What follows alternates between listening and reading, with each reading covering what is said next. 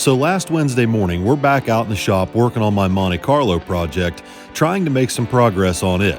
We want to get the vintage air conditioning kit installed under the dash and on the firewall before we set the engine down in the car. So Tanner broke open the box and began pulling all the parts out and reading the instructions. It's a pretty major project. I told Tanner just to take his time and test fit everything before it's installed permanently. In other news, Vicky's sister is back from vacation. She's evidently made it home from Canada without any problems. And although I don't really miss her while she's gone, the dogs are a different story. However, I'm not sure that the feeling is mutual. Luckily, I'm just about ready to leave as she's pulling in the driveway, so I won't have to deal with her for very long. Welcome back. Yeah. Haven't you missed Scrappy? No. As much as I missed you. I put Scrap back in the house, and then it was time for me and June Pup to hit the road. We've got some errands to run this morning, and June knew that the truck was sitting out there running, and she knows exactly why.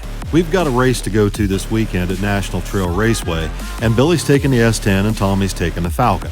However, they're both out of methanol, and I didn't find out that they were out of methanol until last night. So therefore, this morning, me and June Pup, we're headed down to Logan to go pick up fuel for the kids.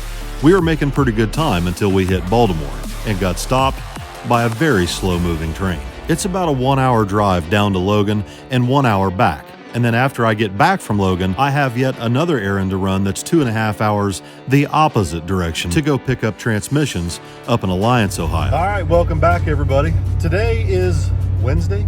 Yeah, I'm sorry. I have my days and nights mixed up. I'm a little bit out of it. But anyway, I just got off the phone with Dion up at Vickers Performance Transmissions, and he should have both our transmissions finished today. We took the 400 up out of Billy's 55 Chevy, and we took the 700 R4 up there out of my Malibu. Now, the Malibu's transmission was actually the original transmission out of Billy's S10, and it was primarily a stock transmission with some modifications. I can't remember everything I did to it. It was years ago. It had a constant pressure valve body. It had 9 high gear clutches. It had the pump pressure turned up, had the accumulators blocked. I don't know, a whole bunch of stuff I did to it. But anyway, it broke the planetary set, but that's not my good transmission. I actually have another one up there at Dion's that has an aftermarket planetary set. It's actually a close ratio 700 R4, and it has an aftermarket input shaft, a whole bunch of stuff. So that transmission is done. It's been done, actually. And the Turbo 400 is now finished and ready to be picked up. But right now I'm headed down to Logan to pick up methanol for the kids. I've evidently picked up this team job. I'm like the water boy, only it's methanol. June Pup and I stopped at Rally's on the way down to get some lunch and a cup of ice water for June. It's pretty hot out today, and that sprint from the house to the truck had her panting all the way down to Lancaster. Anyway, Basil Oil, where we get our race fuel from, has recently been bought out, and it's now called R.D. Holder Oil Company. All the same people still work there, same great service, just a different name. Anyway, once they filled my 2 empty drums of methanol, I came back to the shop and Tanner helped me and June Pup unload them off the back of the truck. We set them off in Billy's shop out back, and then it was time for me to go up and check in on Tanner and see how he's doing, working on my Monte Carlo. By the time I got back, he pretty much had the air conditioning system permanently mounted, and now he's ready to start the next step of the process. So you're at the point now where we can't do anything more with the air conditioning until it's time to put the dashboard back in the car. Yeah, that, and when everything's in there and I can start the wiring process. Okay, so I don't want to proceed any farther with the air conditioning because I don't want to put the dash back in until we know for sure that that hydraulic clutch works. Yep. Yeah, because that's a mother to get to. We don't want to do that. No. You want to go ahead and start just setting the engine back down in there on the mounts and see how that goes? Yep, I'll get her mounted in there and see what it looks like. All right. You ready, Juniper Rose?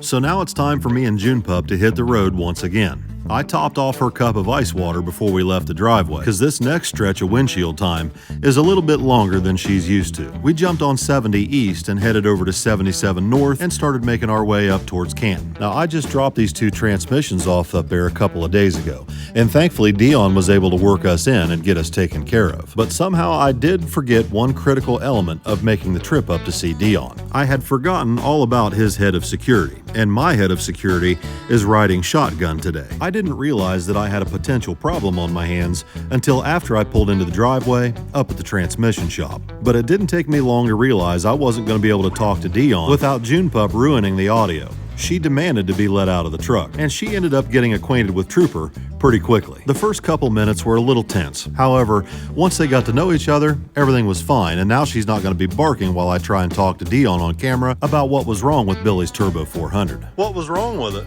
Case was bad, high gear drum and the sprag race was bad, the sprag was bad, and then just a couple odds and ends. Yeah, there wasn't a steel hub in it, put a steel hub in it. Okay. Freshen it up. Okay. Should be good. And then this one is my good one? Yeah. That's the really good one.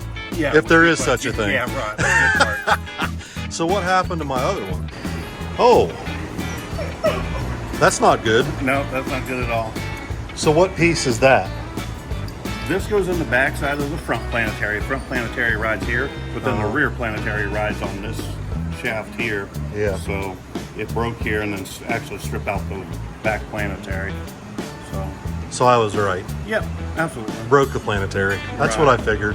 When I hit the gas and that steering wheel broke, I accidentally let out of the gas. I jumped right back on the gas again, which I would normally never do that. Right. But it was just one of those situations where... Yeah, and it probably, it's probably one of them things that never happen again. But at the same time, I'm going to do a little research, see if they don't make a better part for that. Maybe I just need a better steering wheel, or maybe I need a 6-point roll bar to hold the back of the seat up. There you go. Or something. Even a piece of wood to the back seat. Yeah, something. Yeah. I got to do something. Because that thing, when you hit the gas, the seat doesn't offer any support. And I've had to bend the damn seat back 2 or 3 times, and it's a mess. Right. It's just, you have to hang on to that steering wheel for dear life. And so I was holding on to it, and I hit the gas, and it broke the steering wheel, and I fell back in the seat. It is what it is. Yep. So overall, the rest of it didn't look too bad. Really? Yep, didn't look too bad. Not too bad, huh? Not too bad. Good. That means this one should last for 6 years. It is minimal.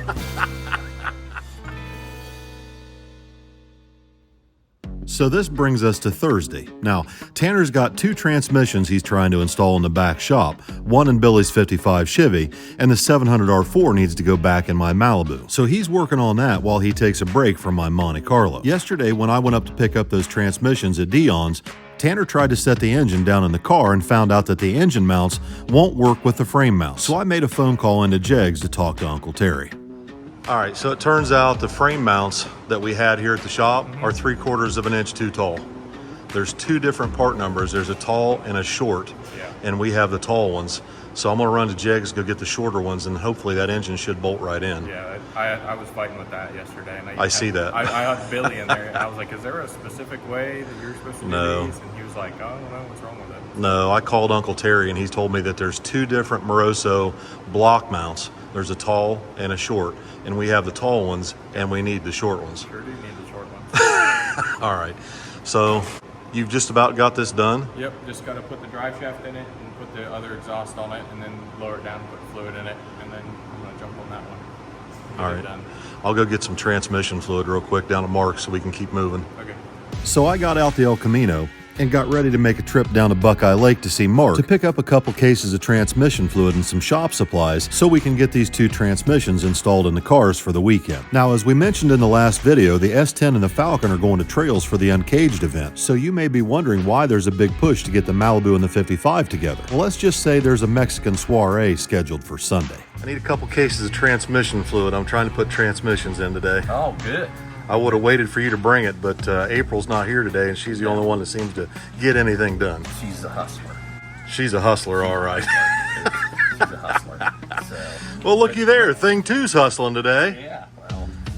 I'm good on the move today. After I picked up everything I needed down at Mark's, I hopped in the El Camino to head back to the shop. Now, this weekend, we've got some friends from Oklahoma stopping by on Sunday for a daily driver shootout on the street, which is why we're in a major rush to get the 55 and the Malibu put back together. While Tanner was finishing up the installation of the transmission, my brother was working on swapping the steering wheel out for the one out of the Monte Carlo. We were almost ready to fire the car up and take it for a test drive as June was staging a protest in the house. Well, I came out to see you because June is having a fit in the house because she knows you're out here. When June Pup knows that I'm out in the shop, she'll drive Vicky crazy until she lets her outside. And once she spotted me in the car, she knew there was a test drive about to go down. After we double-checked the shifter adjustment, it was time to set the car down and let June Pup in. Scrap, on the other hand, she's a no-go. I launched the Malibu on the street one time with her in the car, and she has refused to get back in it ever since. June Pup, on the other hand, is ride or die. The Malibu could be on its top for all she cares. As long as she's with me, that's all that matters. Initially, I planned to just take the Malibu around the block to get a feel for the new transmission. This one has a 287 low gear instead of a 306, which should make the car a little bit easier to launch on the street, especially on a radial tire. Now, as I mentioned, we've got a little Mexican soiree set up for Sunday morning, and the rules dictate the cars have to be on a radial tire and there are no trailers allowed. So to make certain that the Malibu is road ready, June Pup and I drove it into Jegs to pick up the motor mounts for my Monte Carlo. June Pup asked to stay in the car at Jegs, so I left the air conditioning on in the Malibu for her and went in to see Uncle Terry to pick up my motor mounts. Thanks, Unc. No problem. No problem. Glad we had it. See you at the next trip. By all indications, the new transmission in the Malibu is ready to go. Although I haven't launched the car on the street yet, the 287 low gear ratio should make it a lot easier to launch the car on the street, especially on a radial. On the way home from Jegs, I got some text messages from House of Pearls about the 55 Chevy project. I've been so busy down at the house, I haven't had much time to go up there and film a lot of the progress they've made on Mom and Dad's car. After replacing the quarter panels and replacing the trunk floor, the next phase of the project was to cut the interior floor pans out and lift the body up off the frame. And of course, we're going to replace all the body mounts, body bushings, and hardware, since the 69-year-old originals are all in pretty bad shape. Now, everybody up at House of Pearls has been doing an incredible job on the car, but Dad's been a little bit worried about what's going on. He evidently struggles quite a bit with his phone and the computer at home, and so he doesn't watch the YouTube videos. So I figured while I've got a little bit of time this afternoon, I'd run up to the farm and pick him up and take him up to the body shop so he can see firsthand what's going on with the old 55. I brought you a visitor. I see that. You ready to go back and see the car, Pops?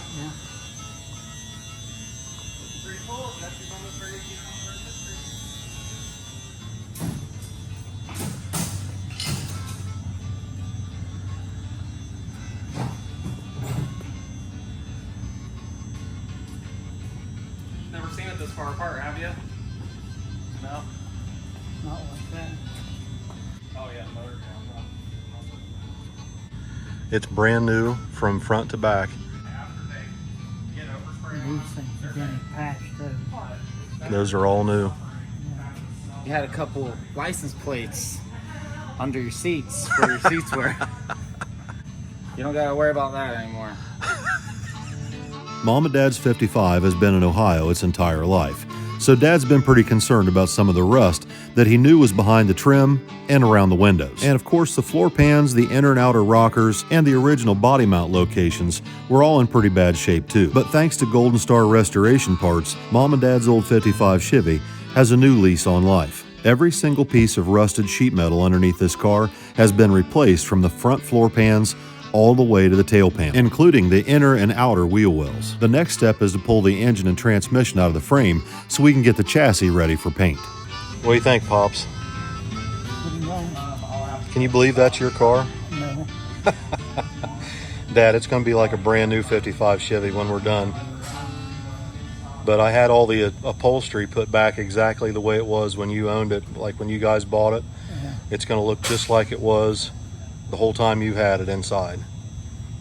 The upholstery and all that, the buttons, they're all getting put back just like it was. Huh. But the rest of the car will look like a brand new 55 Chevy. You excited? No, yeah. I can't wait to take you a ride in it.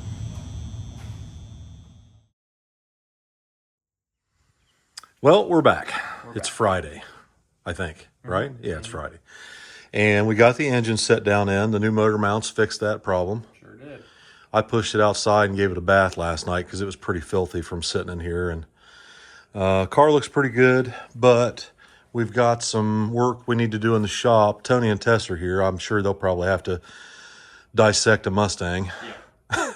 And what, Billy's got a set of struts or something for the Falcon? Got struts and rear shocks for the Falcon. Because of the struts, you can't. I think they're bent from the amount of wheelies that Tommy's has been doing. Well, that last one he did down at KD was pretty harsh. Ever since then, he's struggled with that car. We were struggling with it really bad down at Edgewater. Yeah. it wouldn't do anything. Wouldn't separate at all. Yeah, so Tommy jacked the car up out in the shop yesterday or day before, and the front shocks are stuck. Yeah. So yeah, you can push it, like after you jack it up, it'll sit up like that. You can push it down, but then if you try and pull it back up, with zero rebound, you should be able to just lift it up. Yeah. And it go up. You can't even do that. Okay. So Billy's got a new set of struts here for it. We need to put the Falcon on the lift in here to do that. So we're going to go ahead and move the Monte Carlo over to the other side for a little bit and work on some other stuff. Now, originally, I was supposed to pick up Tess and Tony last night about 2 o'clock in the morning at Port Columbus, but their flight ended up getting delayed until 9 o'clock this morning. So while they're in the house getting a little bit of rest, the boys have got the Falcon in my shop getting ready to put new shocks and springs all the way around it. Of course, we're going to have to go out and make some test hits on the car to get the shocks dialed in before we have to race it off the trailer Saturday at Trails. So evidently, we have figured out why the Falcon would do less than nothing at Edgewater. I thought it was me. I thought I was an idiot, and then, Well, as it turns out, I was chasing my tail. remember the conversation we had in the back of the trailer about shock dyno? Yeah. We kind of need one. But anyway, yeah. At least we figured it out, I just need right? to quit doing wheelies and breaking them. That would help. So Tommy's going to try and make some test hits on the street tonight, and I'm going to try and test the Malibu as well. In the meantime, I need to get some stuff moved around out back so Tess and Tony can get their Mustang out. It's been sealed up in the trailer for months, and when they went out to start it, unfortunately the battery was dead. So I got the El Camino out for them so they can run down to Mark's and pick up a battery while I work on getting some E85 secured for my Malibu. Now, if you remember in my last video, I mentioned that I try to make sure I've got very high ethanol content E85 in the tank when I know I'm going to be spraying a lot of nitrous. And the best place that I've ever found in my area to get E85 is the Kroger station about 35 minutes away. I brought 3 5-gallon jugs over to fill up and brought my E85 tester with me so that I know what the ethanol content is. This stuff actually tested E98, the highest I've ever gotten at that station. So with 15 gallons of the best E85 I can get my hands on loaded in the truck, I head back to the shop to check in on everybody and see if everybody's ready to go testing later on this evening. We're about ready to go. You're about ready to go? Where are we going? Where are you going? I don't know. Loading up. That's it. It's not 1 in the morning or 4 in the morning and we're like still doing shit. That's because you got here at 6 in the morning. We were supposed to get here at midnight, Right. but we got here at 9:30. Yeah, I finally gave up about 2:30. I'm like, I can't do it. No.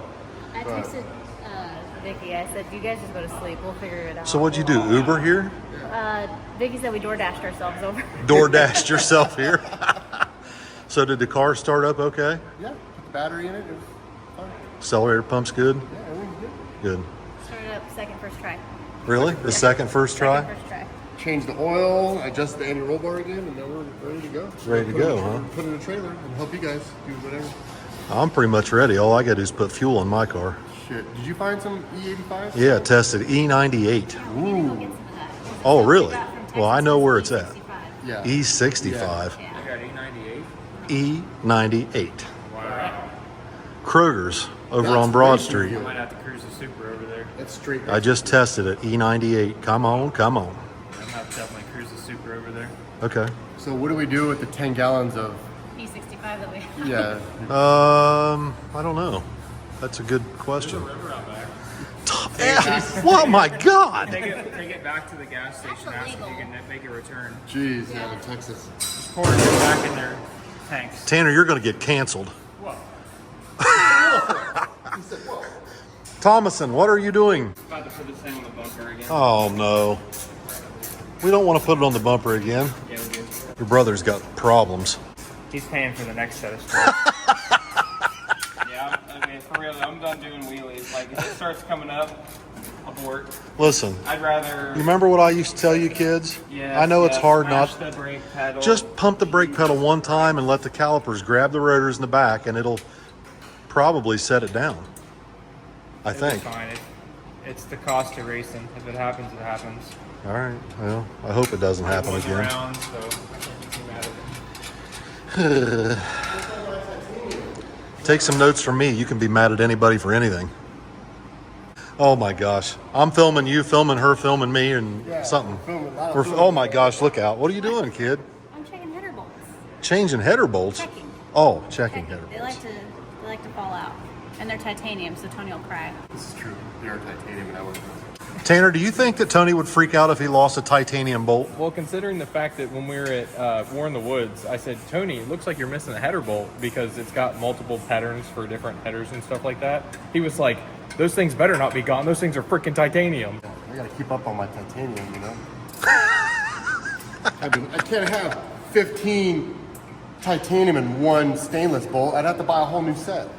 You can't just buy one? No. You got to buy a whole set. And, 'cause it's Well, then not- you'll have extras. Yeah. So you've done some work to this thing since I seen it last. A lot of work. Cut the front of it off, all new plumbing, new headers, new heads, new intake. So it's got trick flow heads on it. You took the AFRs off? Took the AFR Renegades off and put on a new Twisted Wedge 227, which is just being released this year. Oh, This is yeah? the first set. It's actually engraved with our, it's hard to see it, but it's engraved with our initials on them. You're From- special. Yeah, they're the first ever 227. What's it say? Titanium Tony? This is actually M&M on it, Yeah. and AV. It has my logo on it and 80 boys.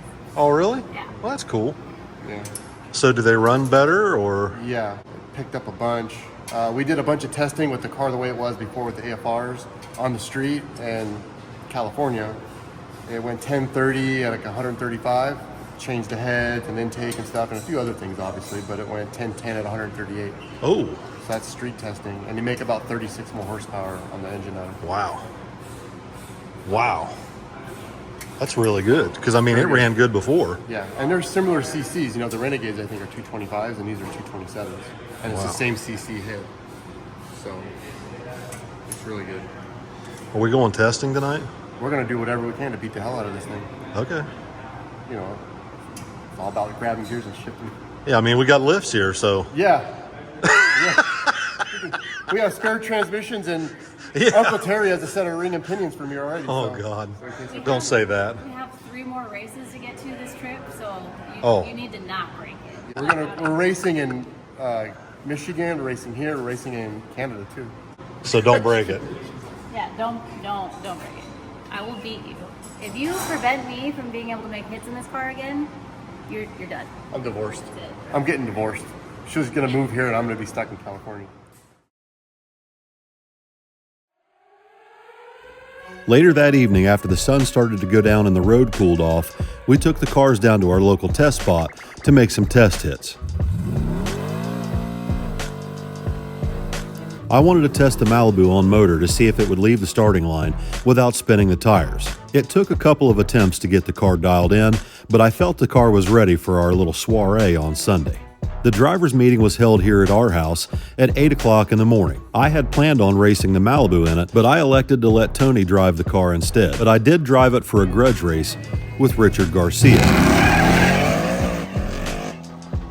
If you're familiar with 660 Street on YouTube, you're likely familiar with this beautiful black 67 Chevy II. The car is powered by a Procharged 6-liter LS, making over 900 horsepower to the rear wheels through a 4L80E transmission. But all that power won't do him any good if he can't put it down to the road. Bro, the next time you come out, you gotta stay longer. I know. It was just last minute, you know? I know it was. But look, we had a great time today. We had a blast. And I get to drive this thing? Yeah, there you go. Did you say that out loud? I get to drive this thing? I was wondering if I brought the keys. I guess I just left them in there. Okay. No, we had a blast. Thanks So, for racing. yeah. So, Church Boys are hooking you up. You want that car taken back to Church Boys so that they can put a whole new 4-link rear suspension in it? Yeah, they're going to do a 4-link conversion, and it's going to complete the car as a full-blown Ohio-built Church Boys setup. This is their setup right now. It's the Church Boys front end. Yeah. So all of this, I installed it myself. In short, I'm not very mechanically inclined. But when I tell you an idiot can do this, I hope people really know, like anybody can literally do Yeah, this. you just told me that you put all this on jack stands Yeah. in your garage at No home. lift. Nothing. Nothing. We just took the old front end, rolled it right off on the front wheels, threw it to the side. And yeah, it was real easy. And Chuck did an amazing job. If I had any questions, it was just a text or a phone call away. And he helped me put it all together in my garage. And so when he had the grand opening just recently, he said, bring it back. Let's make it a full-blown front and rear Church Boys racing setup. So I couldn't say no. Couldn't say no. No. Yeah, thank you so much because you're saving us 6 hours. It's at least 3 hours north and another Right. 3 hours back this Right. way. And I really appreciate it. Oh, you're welcome, man. I really do. So I'm going to load this thing up on a trailer. I'm going to take it back up to Church Boys and drop it off. And then you're going to come back out in 30 days. Come on. That's the goal. We are shooting for the end of August. All right. End of August, and I'll be I'm going to hold you to it because we're going to do some more streetcar stuff. Hey, we can both harass him. Because I'm going to call him every day. Oh, yeah. All right, buddy. Well, be careful going home, all right? I appreciate it. Thank you Yeah. so much for the hospitality. Oh, and no big deal. keeping the car safe. I really appreciate it. Yeah, no problem, man. So this brings us to Monday, and I couldn't wait to take Richard's 67 Chevy II out for a test drive with Billy. So we had a good time this weekend. Oh, great time. Sunday was awesome. Yeah. I had a blast. Richard was struggling with his car a little bit, trying to get it to hook up, and I think you were helping him tune it a little bit, take some power out of it. Yeah, I looked into his tune. He had like a gear-based timing offset. I guess if he leaves the car in drive, it has a certain timing table. And then if he wants all the beans, he shifts it manually. I got you. So it's transmission-based, and there was an advanced table for timing. And I only pulled another couple degrees out of it and didn't really do anything. Okay, so I got to take this thing back up to Church Boys tomorrow. In the meantime, we've been given permission to take this thing for a cruise. Come on. You did get permission? I did get permission just now.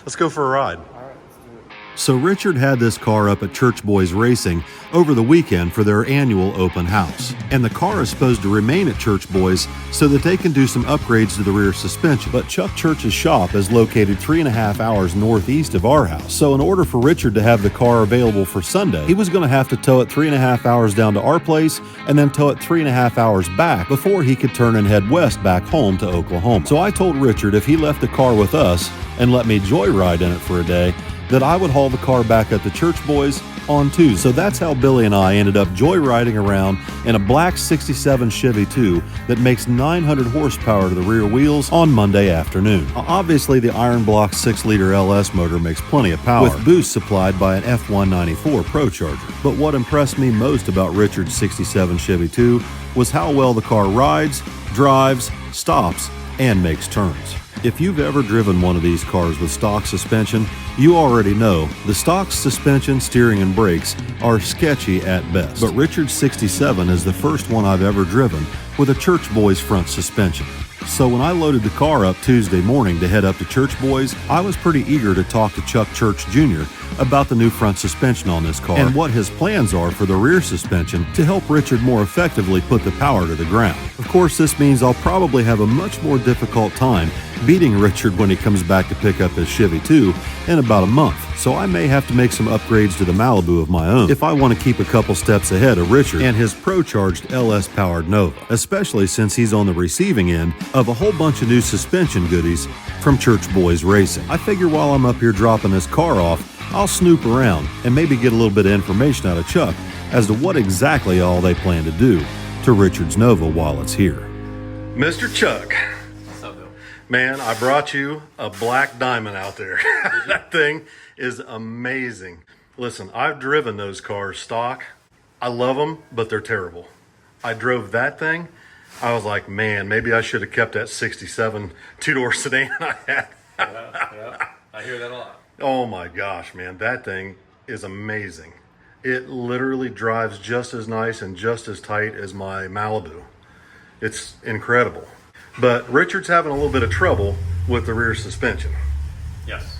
Yeah, so we got into a little grudge race between he and he came out on the losing end, and he wants to correct that if at all possible.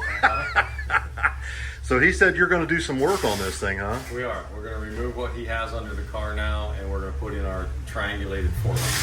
Triangulated 4-link. So basically just like a Fox body Mustang or a G body. Yes. Yeah. Mm-hmm. Then I might be in trouble when he comes back 30 days. Yeah, I certainly hope so. Well, let's go out here and get this thing unloaded. Absolutely.